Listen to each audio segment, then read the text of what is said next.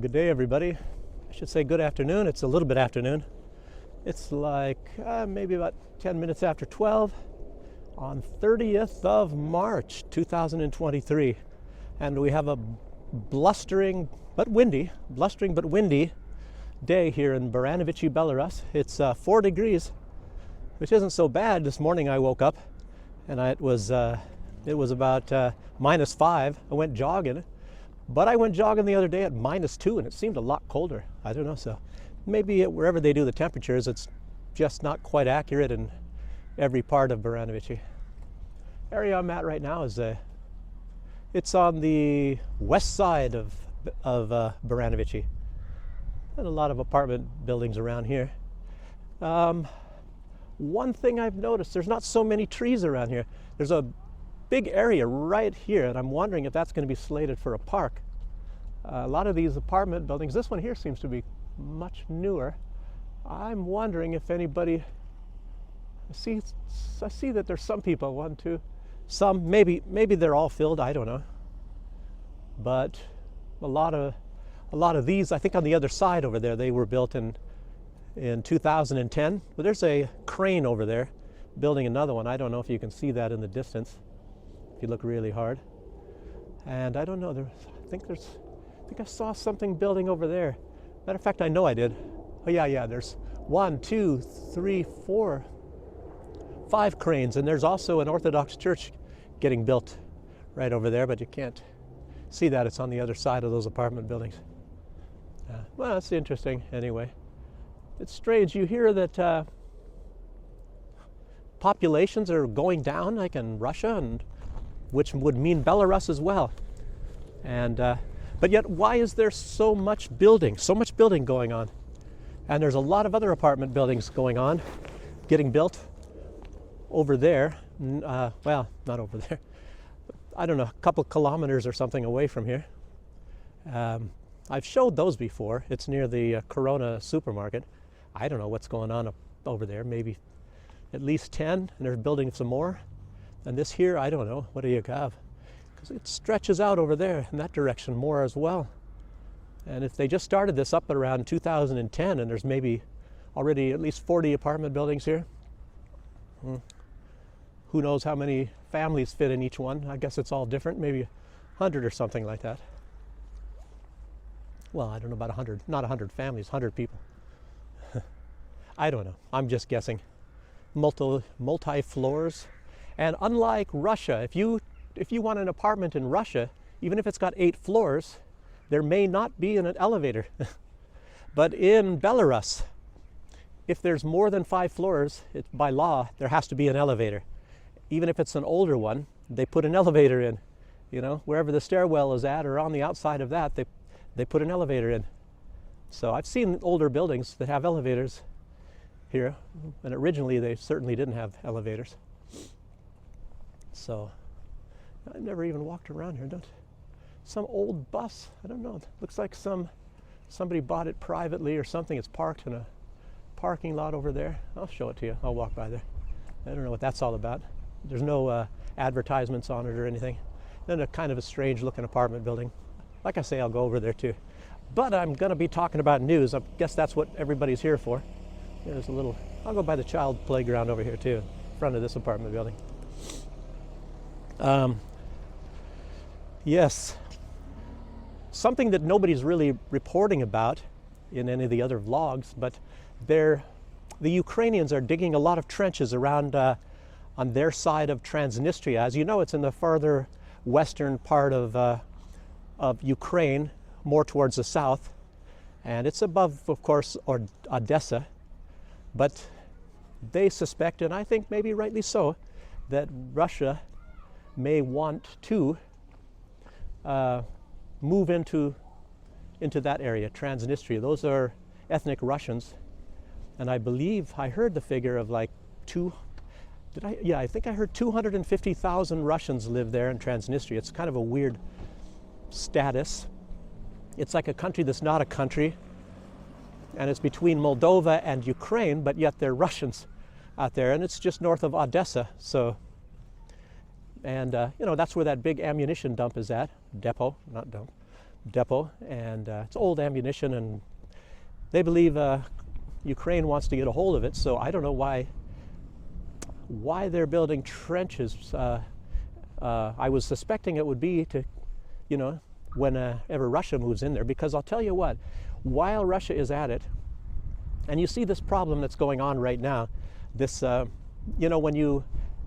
happened in the Soviet Union, as you know, Stalin was a big one for that. He did some good things, but there's some bad things, obviously. One of it was that he's carving off pieces of one country and giving it to another country, creating a new country and all that. He was doing it for a purpose which is turning out to be the opposite of what the purpose was for. I think it was maybe it's maybe like what George Soros is doing right now. He is sending, trying to get various peoples to immigrate into other countries and mix them all together so that nobody has a national identity, and they're easier to control that way. I don't know. George Soros is kind of a weird old guy. And you know that Ukraine is one of his projects. He had an office when Victoria Nuland was in the Ukraine. They basically shared the office, not the office, but the office right next door. They probably, like I said, they use the same bathrooms or something as George Soros. So the State Department, at least that branch of it, and the George Soros, what is it, probably the Open Society Foundation, or George Soros. He's probably got 100, not 100. He's probably got a lot of different foundations and societies, and I don't really know what his impetus is to have all this stuff and to mix everybody together. And then you talk about like that it's NGOs and how the money is all mixed together. And I'm going to be talking about something related to that today, but it's not going to be about George Soros. But it's different things, and it was something, of course, in case I forget to say so later, it was something I heard off Redacted, and I add a little bit to it, of course, that I might know about, and I'm sure Clayton and Natalie Morris know a lot more. I don't know, maybe they missed a few tiny little things, but. Or they just didn't emphasize it, but I don't know, but because they're a heck of a lot better than I am. So they're that great reporting, financial and monetary stuff. It was incredible what they were saying, and and just reporting the news. It's incredible. But anyway, Ukraine is digging trenches on their side of Transnistria, probably waiting for some sort of a Russian offensive, or they're going to launch an offensive. You see what was happening in Donbass.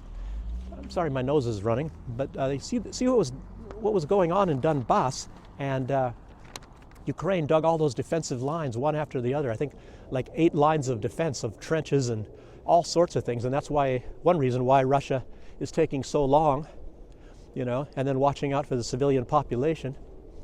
And I don't know, they could probably do what the United States does, undeniably. They could just go in and bomb the place to smithereens. And like I said, and maybe it was even the last video, what we were sort of told in the U.S. military is kill them all and let God sort them out. So, just go and bomb the place to smithereens. If civilians are there, collateral damage, no big deal, especially since they're all going to be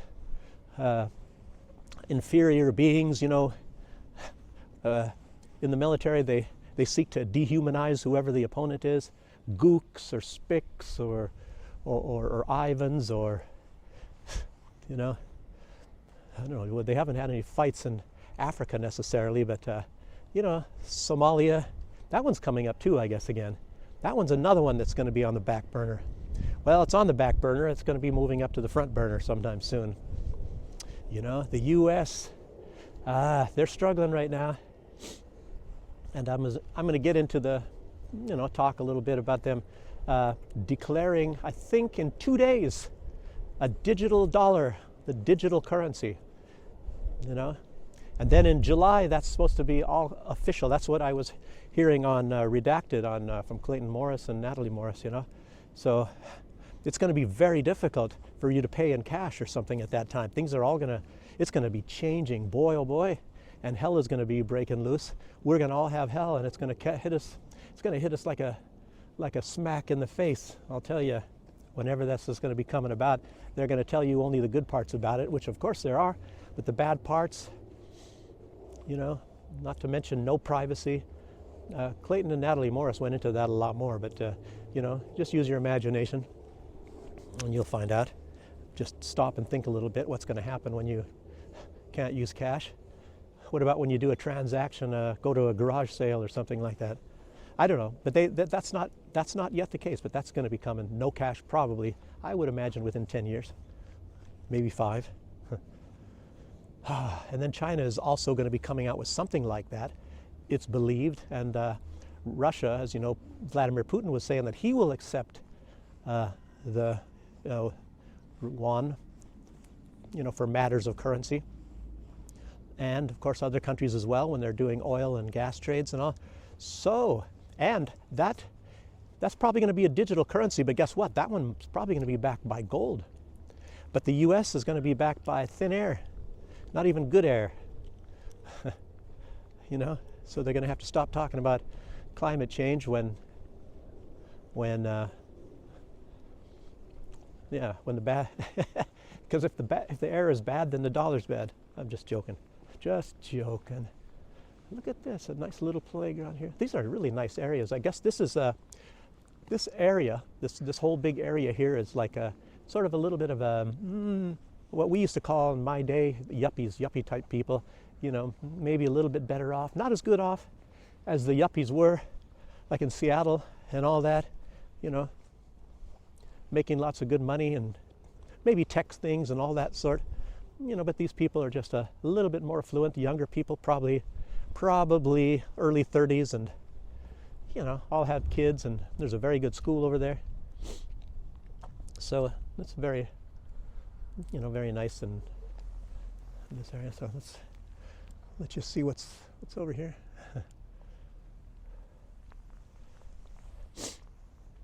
Yes. And as you know, the United States, what I wanted to say is, in my little philosophy is, the United States, since the end of World War II, they've been able to prevail against any opponent. I wouldn't say enemy, unless you want to say, for example, that Germany is an enemy, but they destroyed that pipeline, and that does a heck of a lot more harm to Germany than it does to Russia.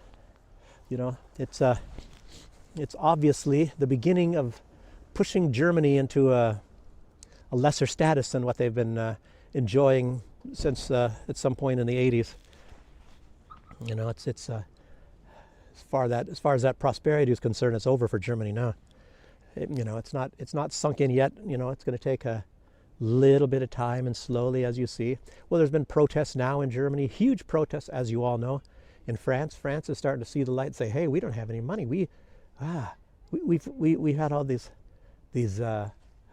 regime changes we're helping the United States with, and we've imported all these refugees and not even required that they work, and there's not that many jobs anyway. And now we're putting all this money into Ukraine. So where do we get the money? Let's just make everybody work a little bit longer before they're going to get any kind of benefits. And you would think that them saying that they're pulling back a lot of their military out of Africa as a goodwill gesture, of course. We have to start to be nice instead of pushing those people around.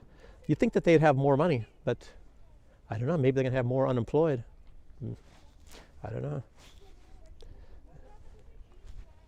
Yeah, but anyway, the United States, they've been able to take that square peg and pound it into the round holes all these years, because they got a big set of hammers, and if it doesn't fit, they just pound it a lot harder. That's how everything's been done, and the biggest hammer of all is the US dollar. And with the dollar losing its dominance, as you all see, as Russia is going to be accepting yuan, and Saudi Arabia is also now, I'm not sure if they said in the denomination of the country, or if they said that they're going to be going for yuan too. And remember, Xi Jinping was just there in Saudi Arabia. And I'll tell you what, it looks like it's probably going to be yuan. So the new world's reserve currency is going to be the yuan. In the United States, I think this is going to happen a lot faster than we think. that the dollar is going to really collapse. And if you think about the dollar, what it actually is, it's the blood of all of the wars that is going on right now. The dollar, it's a fake currency. You just, a couple of clicks on a keyboard and there it is, it exists. Billions or even trillions if you want. I'll talk more about that too. You're going to talk about, we're going to talk about the Democrats and the campaign funding, and everybody has to, that's something that, again, I got that off of Redacted. A lot of crazy stuff, from Redacted. I mean, well, I don't mean that they're crazy. Really crazy things that's going on in the world, and it was reported. It's financial things from redacted.com, And, wait till I get to that one. Wait till I get to that one, But, yeah, the United States, they had this, they had the legal right to be using these big hammers, the biggest hammer of all, the US dollar. And, with that, they've been able to accomplish almost anything. They own global media, basically. If you've ever heard of this book, I think it's Gekaufte Journalistin, I've mentioned that before. And it was a reporter, very, very well-recognized reporter in Germany, and he was dying of cancer. And so he exposed what goes on, the United States buying reporters with, at least vacations.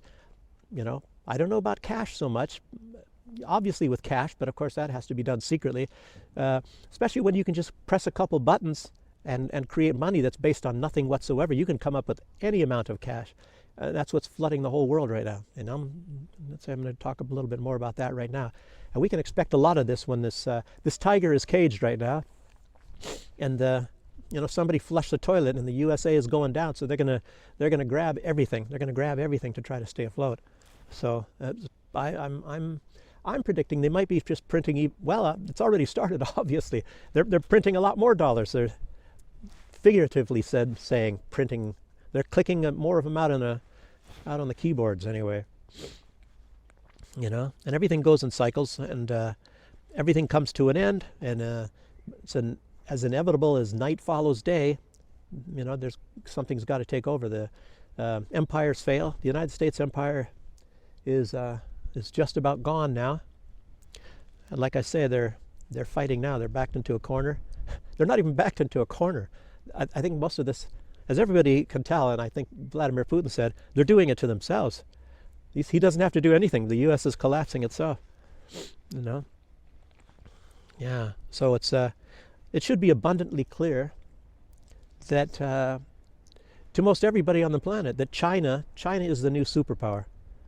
They might not have the biggest and the most powerful military, but is that everything? Is a big military everything? Russia's got a big and powerful military, and it's pretty much believed by most countries in the world that the Russian military is more powerful than the American military. If you exclude, nuclear bombs, they've got far better missiles. They don't have the quantity of things, but they got devastating missiles, and the right hit, is a lot better than, 3 hits. And look at how big Russia is. The U.S. not having even as many nuclear weapons. If this comes to this, which God forbid it doesn't, because we're all going to be gone then, but if the U.S. seems to think they can win a war with a blanket of more and more nuclear missiles, Russia's a big place is what I was just getting at. And do they think that the Russians aren't going to respond? Guess again. Yeah. And Mark Milley of the Joint Chiefs of Staff, he said what I was saying already some videos ago. It's kind of great. I say a lot of things, and then it comes out some week or two later, and even sometimes video vloggers, they say the things that I've said. It's not that they're watching my channel and copying me. They certainly wouldn't.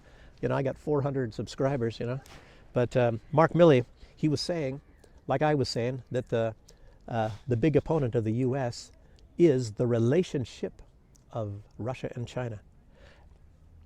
It's not something, it's like some great revelation, because the United States has been afraid of the relationship of Germany to Russia for a long time, and obviously that's why they had to end the Nord Stream pipeline. So, yeah.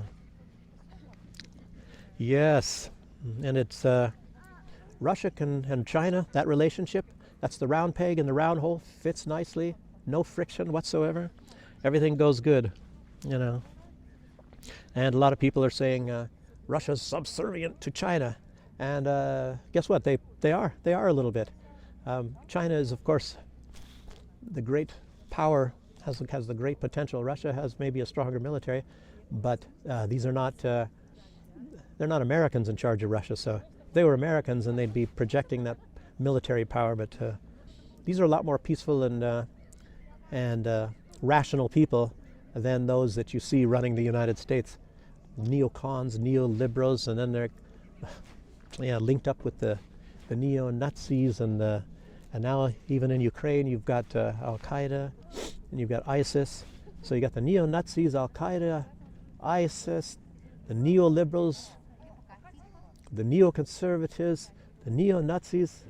Boy, they're all linked together. If you can think of some other terrible, nefarious group, I'm sure they're there too. Not necessarily in Ukraine, but they're working with these people. And just as much as China plays a semi-subservient role to China, you have even Belarus. I'm living in Belarus, and if you talk to Lukashenko, he would admit that there is a little bit of a semi-role. He's the semi-relationship with Russia. Look at the size of Russia. Look at the size of the military. Look at the size of the economy. Look at the size of the resources. You know, you'd have to be a really stupid idiot to not say that. You know, but anyway, Belarus knows who their friends are, and they're lucky that that they're a part of these Slavic peoples. You know, and Ukraine, they seem to have thought that they could just ignore that. You know, they say that this Slavic people, it's the Ukrainians, the Belarusians, and the Russians, are kind of all one family. But I think it was, who was it? Lavrov. Lavrov is saying that the Americans, you know, they moved right in, and I don't know, they took. You can use that Nazi ideology, and then they use that to get those people to convince their people, you know, the population of Ukraine, at least enough of them, to think their destiny is to, you know, is to reject the family that they're from. You know. And what can the West offer Ukraine except exploitation? Russia had all these energy resources, and if you look, most everything that the Ukraine has, it was built and was gifted to them by Russia, and then to stop and stab them in the back, you know. But it's like I said, that's these people that are controlled by this ideology. These are the ones that are running the show in Ukraine, and I don't know how many average Ukrainians these people have insensitized or encouraged, you know. But that's going to be seen, and this is who knows how long this military operation is going to be going. Yeah, and my friend that I've never met, Alex Christoforo. You know, never met him, never talked to him, but he's my friend. Anyway, he's got a great sense of humor, obviously, and he's a great person. So I know I can get away with saying that. But he was talking with Alexander Mercouris, and he was perplexed, very perplexed at the why is the United States so fanatic, so completely fanatic, totally fanatic about Ukraine. He said they eat, they sleep, you know, they walk and they talk. Everything is Ukraine, Ukraine, Ukraine for them, you know. And everybody else seems to, when the United States isn't present, they seem to be able to get along without talking about Ukraine. Well, except for maybe Ursula von der Leyen or something like that. You know, you got some crazy people. And then there's, Baerbock, who says that she cares much more about Ukraine than she does about, you know, the German people. I don't know. Like I was saying a long time ago, she should be over there and try to get a job in Ukraine. You know, and there's something in the Russian blogs. I shouldn't say. It doesn't really matter to me what she was doing before she, you know, got into government. You know, visiting gentlemen and things like that. I don't know. You hear a lot of things, a lot of rumors, and you know, it probably comes from Telegram. I don't know. I hear people say, "Oh no, it's official," but what did I hear? I heard something just recently. They said that was true and official. and it appeared not to be. It turned out, I don't think it turned out to be anything real, you know. But yeah, they're fanatically consumed by Ukraine, the whole idea of Ukraine, you know. And I think I've got in here in my notes somewhere also about that the Biden family, not just Soros, Victoria Nuland, the Biden family is intricately invested in Ukraine. So, and you think about Hunter Biden. Hunter Biden had, he was in Burisma, and that was arranged through his daddy. And Rosemont Seneca was there. You know, they were involved with the weapons labs, 46 weapons laboratory to create viruses, and a lot of these, of course, they found in the records were to poison Russians and Belarusians, Chechens, of course, which are Russians, and yeah, that's what it was all about. And then there's all the different sicknesses, and they kept all of the old things from the Soviet Union, the gases and all that. They never seemed to have got rid of those after all these decades, and they still never got rid of this stuff. And yeah, and then they were also doing research on the coronavirus. Boy, that seems to be like a really nasty thing. And I tell you what, I don't see really any involvement from the Chinese government. NIH was running that lab in Wuhan, China, that, you know, and they probably told the Chinese government or somehow gave them the impression that they were trying to solve these N1H1 or all these other sort of things, which has probably also originated through the US in China. Anyway, China didn't pay much attention to that, apparently, the government, so I think they are now. But you know, why did they lock their people down until just recently? It's very stupid stuff. I don't know. So I guess I'd rather be, luckily, in Belarus. A little bit, I don't know, better thinking, at least in that direction. Yeah. Yes, indeed. But anyway, they're all teamed together, these Nazis, I mentioned that. And then you have this certain thing that's really strange. You have some Israelis and I guess by connection some Jews that are tied with the Nazis. And I say this many times in my videos. I'm wondering, how does that work? How do you get some people that hate Jews to link with people that are Jews? Why would the Jews go along with that? You know, and Zelensky's a Jew, and then I've heard there are people in Israel, high officials in the government, that really hate the government of Ukraine, and yet, I don't know, linking together, apparently. You know, I think I don't know what they gave them. I don't know if they're giving them some sophisticated surveillance systems or whatever like that. Yeah. A lot of people here now, kids all over. I decided to stay here in a little in this playground area with rubberized stuff or something on the floor. Yeah. Yes, and anyway, and what else is involved? NATO. All these things are in Ukraine. So Russia has got to fight the combined might of all these NATO countries, all these ideologies. You know, neoliberalism. I mean, just sit down and make a list of all the opponents of Russia. I tell you what, it'd be just mind-boggling. Just mind-boggling stuff. You know, just a whole bunch of bullies, and then they're legalized authoritarian bullies. You know, it's I don't know. They're money junkies. You know, like the Soros Foundation. I don't know. Is he I guess he's neoliberal. You know, maybe. Yeah, and then you see, I guess I better go here. There's a lot of activity here.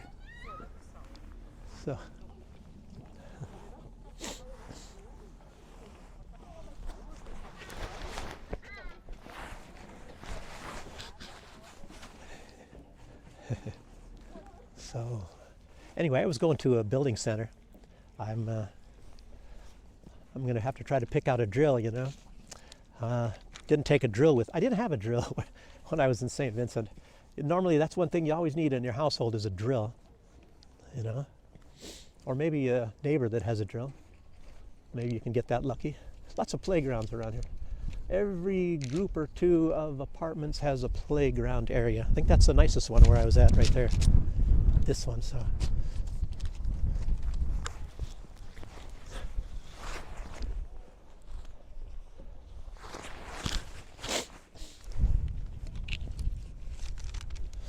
As I say, it's blustery, it's windy here. Lots of wind. I was going to go to another playground. I won't do that. Well, there's one right over here too. They're all over the place. I think you can't really have so many playgrounds in the United States, insurance purposes, you know? Insurance is too high. Here, government is a lot, it's a lot of socialized. And it's incredible when you are insensitized in the United States, you know, and you think like things like socialism, how bad it is, and even communism or whatever. And then you find out that you've been buffaloed the whole time of what is real communism or socialism, and why was it such a catastrophe in those days of, you know, the Cold War. So here's another little playground area.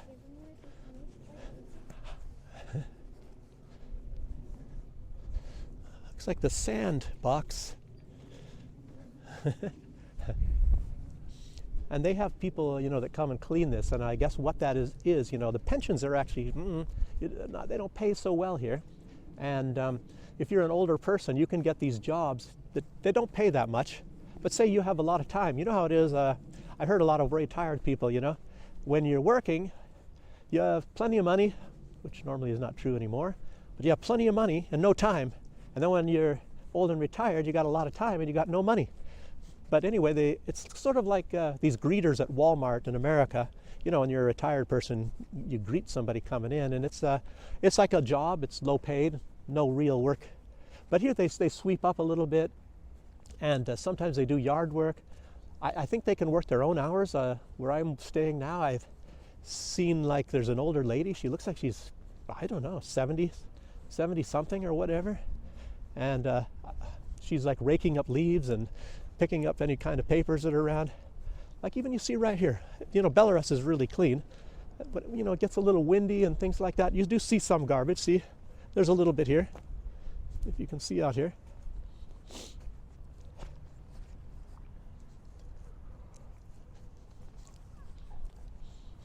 It's not like most places in the US where there's a lot more garbage.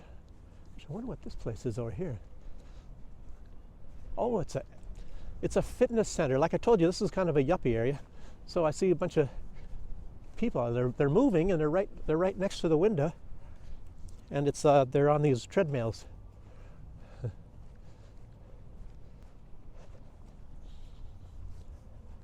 Of course, you can't see that. Oops, I'm losing my backpack here. Of course, you can't see that. I'm not going to go over there and invade their privacy, which I don't know if they're entitled to it. They should be. Oh. So I'm not going to go stick this up to the window. It's like quite a big place. Look at this.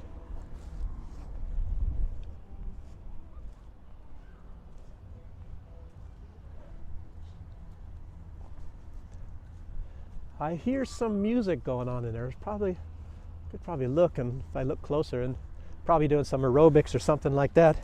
But I tell you what, if I get too close and you hear that music, I'd probably get in trouble for a copyright violation. Getting sick of this crap, you know. This crap from YouTube, you know. You walk past some place and there's some music playing and they get you for some copyright violation or crap like that. You know. And probably a lot of these artists, they don't even mind, you know. They're probably tickled pink that they hear their music going on a video or whatever like that. But you gotta, I don't know, you never know. Some greedy ones, and it's probably their lawyers or their agents doing this stuff and say, well, you sweated your butt off to make that song, so you deserve some money. And since they didn't pay $10 or whatever the heck it is to us, because we're rich already anyway, we're millionaires, but we need to get that $8 from that one person, so we're going to sue them for $20,000. At least get them deleted from YouTube. Some guy here in English. Walk by him, he's looking, he's amazed at me. Look at this.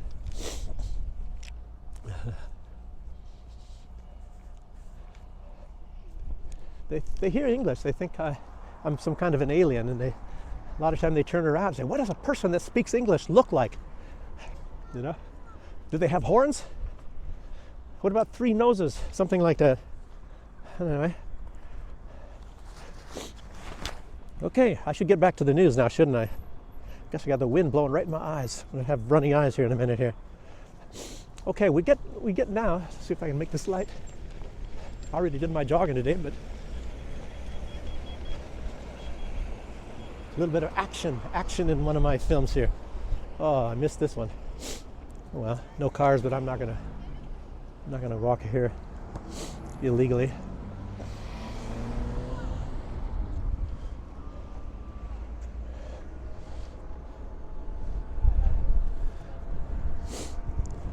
Oh, I guess I got to go that way.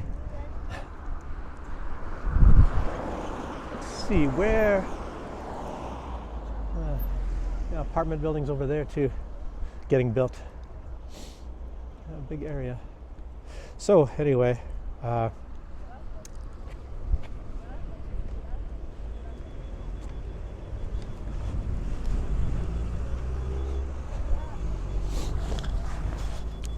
so where was I? I was talking about Russia going against all these bloodthirsty, greedy criminals, you know? And it's amazing that they're able to hold out. And then I was also mentioning then, I think I ended up with talking about Belarus, that Lukashenko has been showing a lot of restraint. You know, obviously Ukraine is going to lose. And you see how a lot of the West works. A lot of these Western nations, you know, they find out who they think is going to lose and they all dogpile. They all join together and they dogpile so they can be on the winning side, you know. And as you know, this country, another guy totally amazed. Everybody's amazed. I feel like I'm on a stage or something. Everybody watching me whenever I... Why doesn't Alex Cristoforo get that? Yeah. Yeah, hello. Autographs, everybody, autographs? No, anyway. They don't want my autograph. They don't know how to say it in English. I don't either. I don't know how to say it in Russian. But, yeah. He's showing a lot of self-restraint, Lukashenko. It shows he's actually he should be a guy that gets the Nobel Peace Prize. If he's been in office for so long and never participated in any wars anywhere, and you can look at any other country, see if you can find how many countries you can find never participated in any war anywhere at any time. And the most that he's doing is right now is just allowing Russia to a large extent use part of the territory. And I think one main reason for that is because he's getting threats from Poland. Poland, like I tell you, they want, I guess that district, that oblast is called Grodno, and this oblast that I'm living in is the Brest Oblast, and Poland wants these. They want these oblasts. They want to incorporate them into Poland, and they've made that known. And they hand out free passports to everybody that lives in this oblast, at least. I think Brest, maybe. I don't know about Grodno. I'm thinking that I heard Grodno. Maybe it was Lithuania that wants Grodno. At one point in time, maybe a couple hundred years ago, maybe not even quite that long, Lithuania, they used to have that territory, and it might have even gone all the way down to Brest at one time. And Brest was at one point part of Galicia. And Galicia, you know, depending on maybe what time in history you look at it, was either part of Ukraine, or it was part of Poland, and maybe the Brest part. I don't know that it was ever part of Ukraine. Maybe when Galicia was part of Poland, then it was part of Galicia. I mean, well, it was part of Poland, I guess, not Galicia. Yeah, this looks like a good school here. It says school number 1, but I'll tell you what, they probably had an original school number 1 right next to me. Some of the times when I go walking, I'm in one school and it's called school number 10. And there was probably a number 1, maybe it got old. School number 1 of Baranovich, and they probably tore it down long ago, because this one is not that old. Like I said, a lot of this area it was built starting around 2010, and now it's I don't know, thousands of people. Look at the broad sidewalks here.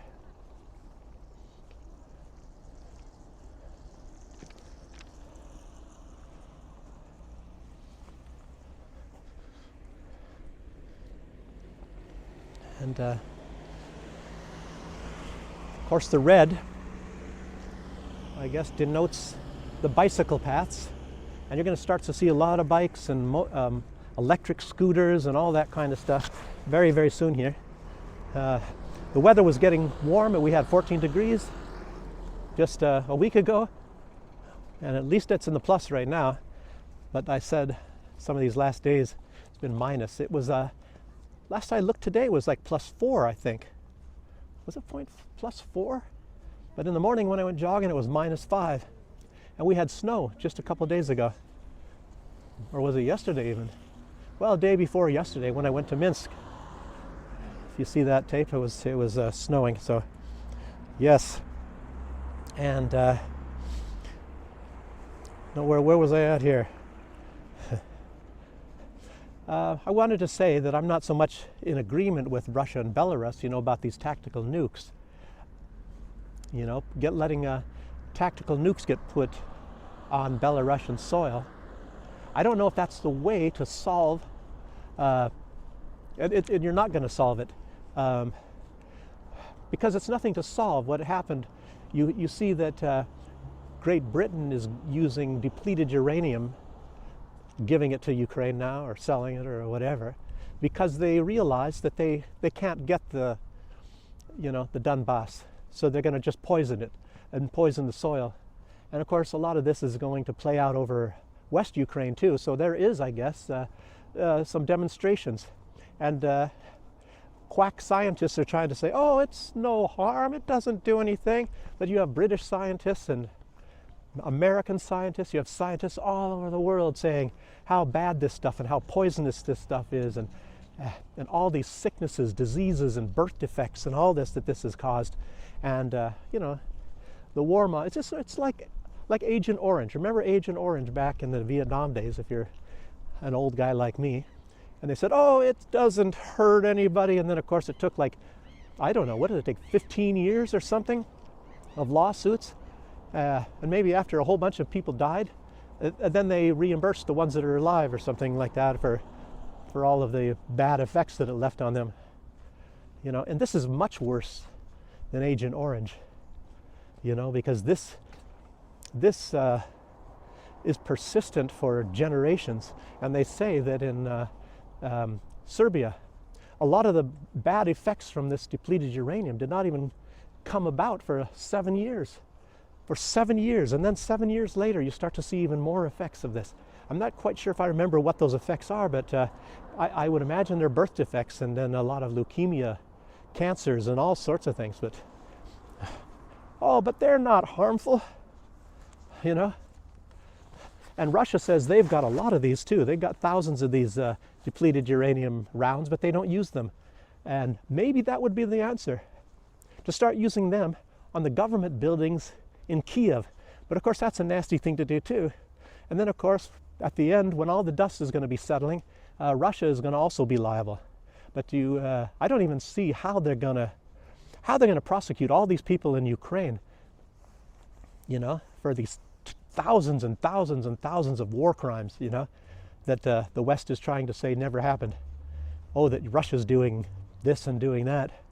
And Russia's trying to be very careful not to be doing any of these war crimes, but in the U.S. seems to create them, fabricate any war crimes or whatever. I'm gonna walk back over here. Look at this. Between these buildings, see what's going on over there. If anything, probably more children playgrounds. It's like shoe stores and malls. I'm tired of this.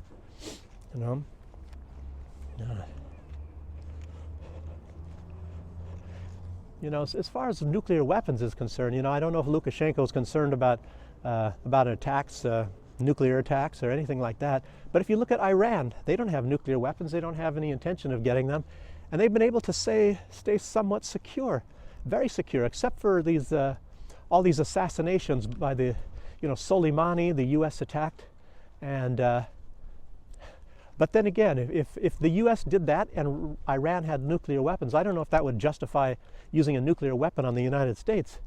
That's kind of a big move for something like that. Soleimani, of course, was a big guy, a big important person, and then, of course, they made him out to be some kind of a terrorist. I doubt it very much, but that's propaganda in the United States. I think Donald Trump is just as susceptible to lies and manipulations as all the rest of us are. And but Israel's assassinated a lot of the scientists of Iran. So yeah. But beyond that, you're not going to start a nuclear war for that. So I don't know. Maybe Iran is doing the right thing. It's probably a very wise move. It's something that everybody should be looking at. But you have to be afraid. What is the only country in the world that has used nuclear weapons against civilians, not against military? They used them on civilians. They didn't use them on the military. It was the United States. Even like the bombing of Dresden, I mentioned that before. Everybody talks about how big of a horrendous thing that was, but they don't mention it as being a war crime. And I think it was Winston Churchill was filled with glee as they were killing Germans, civilians or something at that time. He was really happy about that. Winston Churchill, a lot of people, they think they like him. It's just like people think they like Zelensky or something, that these are great people. These are not great people. Okay.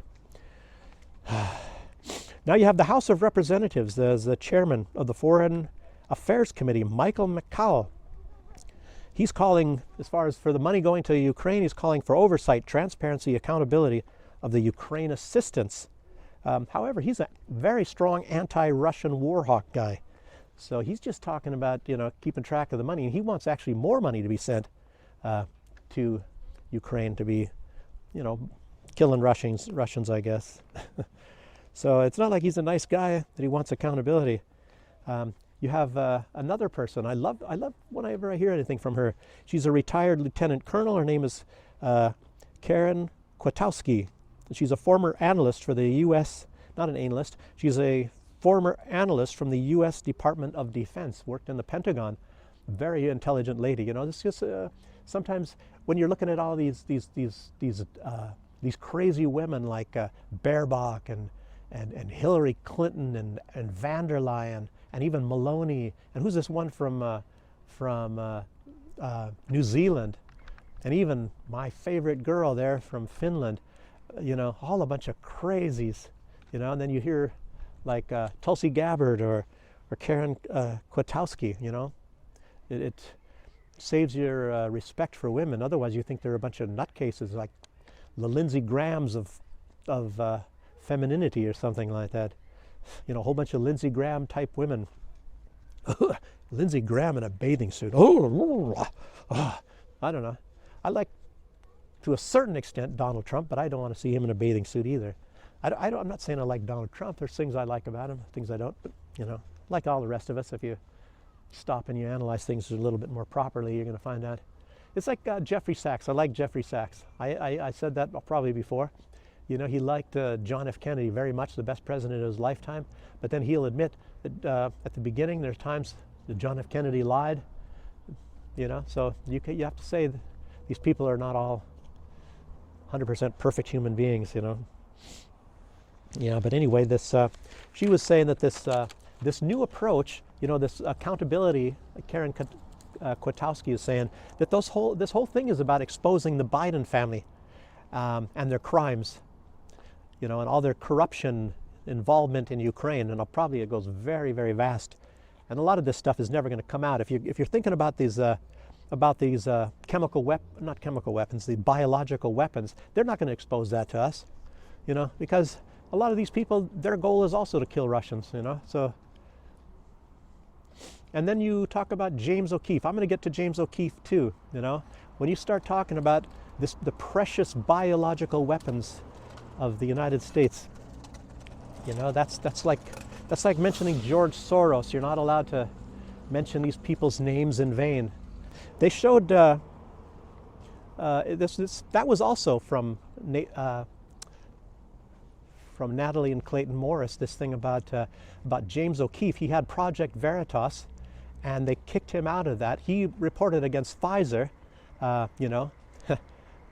he recorded them, and that's about some big corruption stuff. So they were able to to have him kicked out of the very corporation that Project Veritas that he started, you know, the media outlet that he started.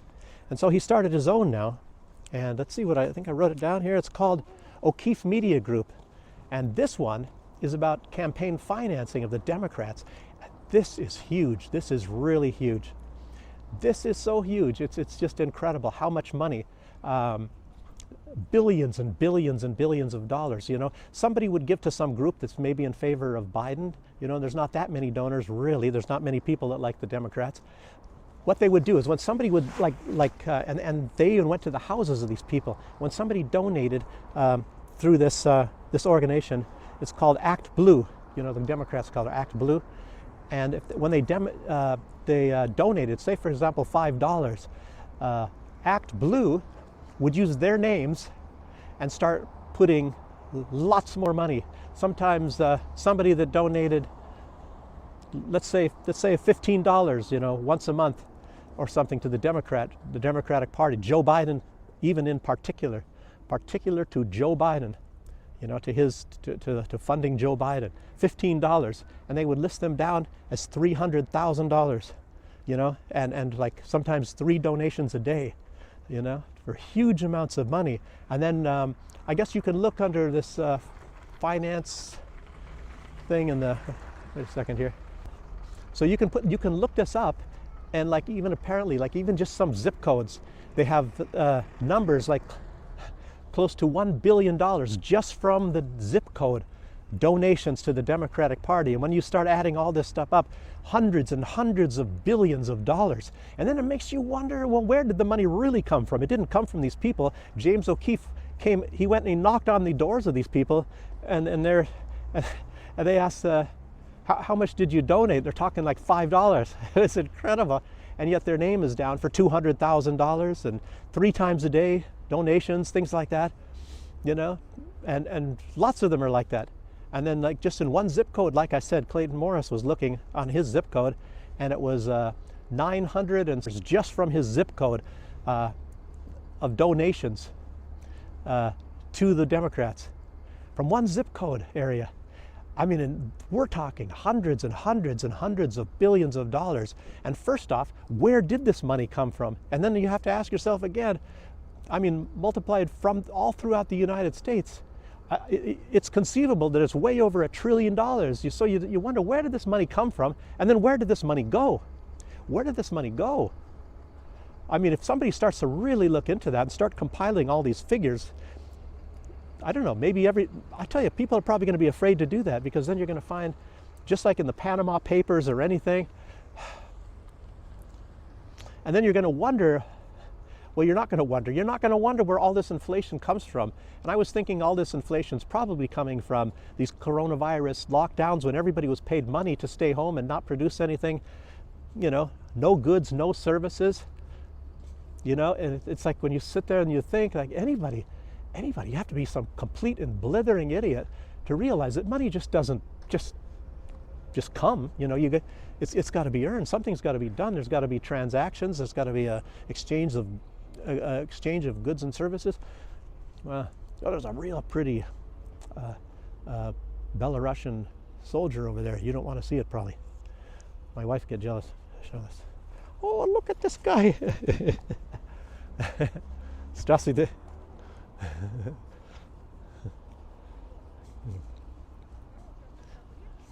I don't know if you saw that. I don't know if there's any American soldiers look like that. Boy. Yeah.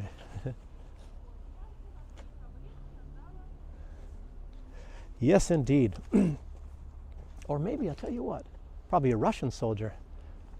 She's probably Russian. Yes, but anyhow, this is through this organization called Act Blue. And so you're going to have 2 competing currencies. I guess that's what I'll sum up with. That's all I wanted to say. But anyway, where's all this money coming from? Where's it all going for the Democratic Party? And then you're starting to see this thing about the digital currencies, and it's going to be very irresponsible. You thought creating fiat currencies out of thin air, whenever there's not even any money in existence, and wait till it gets to be electronic. Boy, oh boy, what's going to happen then? But But you're going to see like what's going to be the reserve currency. A lot of people are switching like to this real yuan, the Chinese yuan, and then the dollar, and they're coming out with it first. It looks like the United States. Like I said, in a couple days here, the 1st of April, and then it's going to become official in July somehow. What is going to happen then? Very quietly they're doing this. I don't know when Russia's going to be coming out, or I mean China, excuse me. And China, it's actually not just China, it's going to be the rest of the world, but they're going to use the yuan for all of this. So let's just see what happens, boy. Anyway, that's all I should say today. I don't know if my battery is probably going to be dead pretty soon. And this is a very nice store to go shopping in. I don't know, a lot of people don't like I think more people want to watch news. They don't want to watch these other things unless I'm walking around a little bit. But anyway, a very nice store. The building market.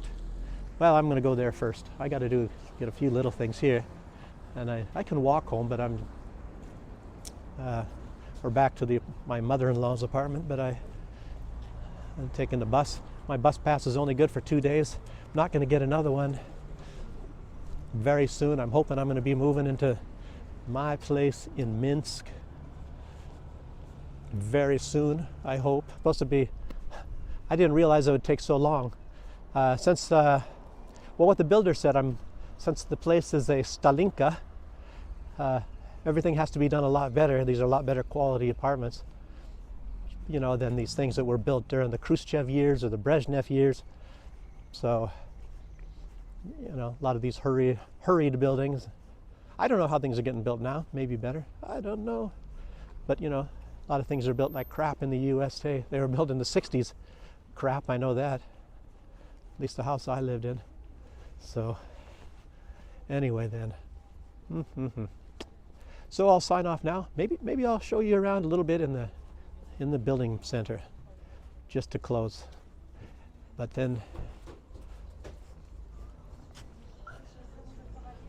I don't like talking to the stick. People start really staring at me then.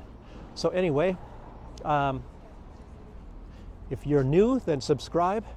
I'll try to keep good information coming, and hopefully better information even in the future. I'm hoping I'm improving now.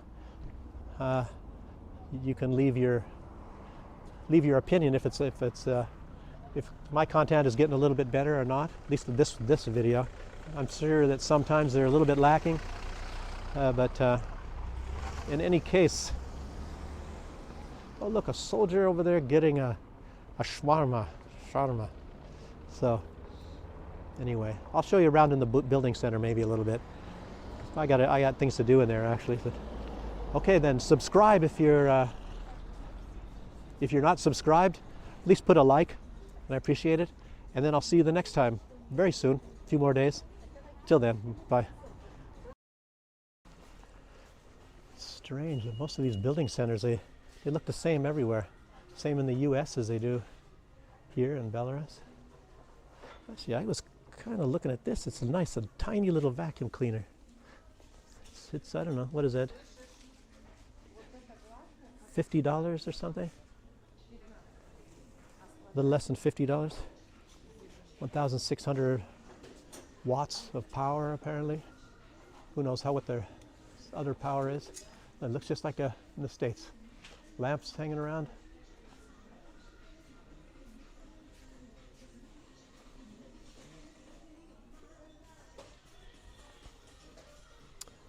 I just started hearing this music. I'm probably going to get in trouble. Again, from YouTube.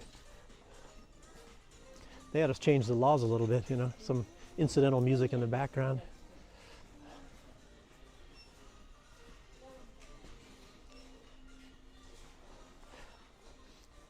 Anyway, I don't know. Everybody looking at me, getting kind of sick of this.